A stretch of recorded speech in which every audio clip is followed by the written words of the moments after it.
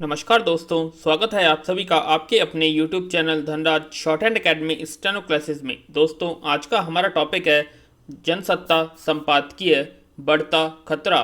1 अगस्त 2020। गति 90 शब्द प्रति मिनट। डिक्टेशन स्टार्ट होगी 5 सेकंड बाद।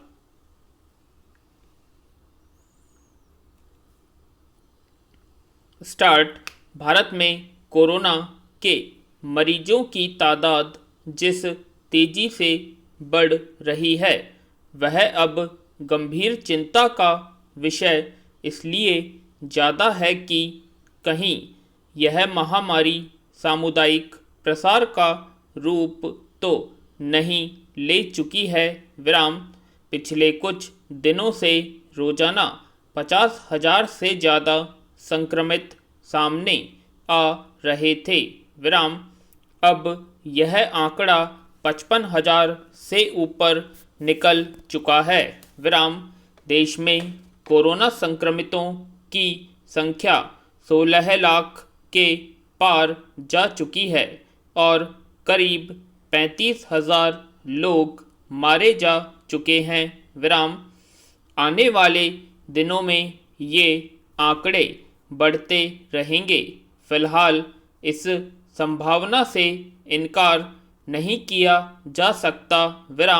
हालांकि राहत की बात यह है कि 10 लाख से ज़्यादा लोग ठीक भी हो चुके हैं।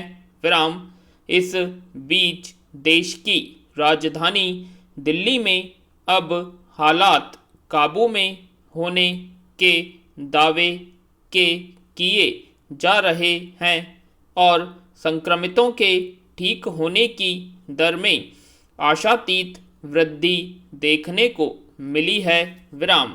लेकिन देश के दूसरे राज्यों की स्थिति बता रही है कि भारत में कोरोना संक्रमण से जल्दी ही कोई राहत नहीं मिलने वाली। महामारी विशेषज्ञों की यह चेतावनी कि आने वाले दिनों में कई राज्यों में कोरोना संक्रमण भयावह रूप ले सकता है, अब सही साबित होती दिख रही है। कोरोना का कहर सबसे ज़्यादा महाराष्ट्र, तमिलनाडु, दिल्ली, कर्नाटक और आंध्र प्रदेश जैसे राज्यों में बरपा है। अगर दिल्ली को छोड़ दें तो बाकी राज्यों में आंकड़े इस बात का प्रमाण हैं कि संकट से निपटने के लिए उस स्तर पर काम नहीं हो पाया जिसकी अपेक्षा की जा रही थी। शायद इसीलिए प्रधानमंत्री ने कुछ दिन पहले कोरोना से निपटने में दिल्ली के प्रयासों की सराहना करते हुए कहा भी था कि दूसरे राज्यों को दिल्ली का मॉडल अपनाना चाहिए और कोरोना को हराना चाहिए।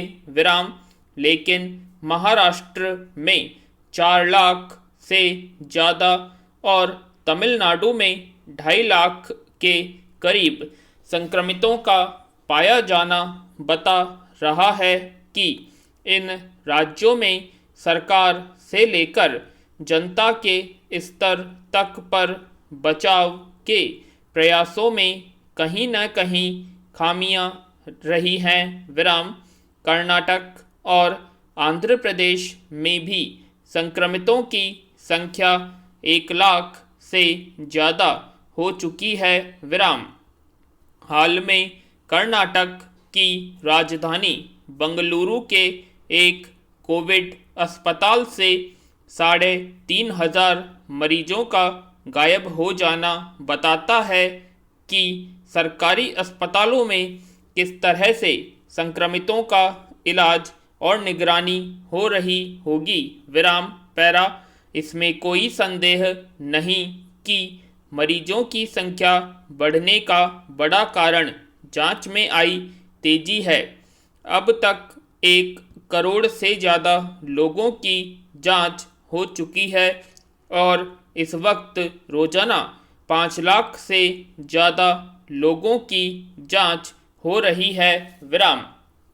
हालांकि कोरोना जांच को लेकर कई तरह के सवाल भी उठे हैं और एक ही मरीज की अलग अलग जांच में नतीजे भिन्न आने जैसे मामले भी बड़ी संख्या में देखने को मिले हैं।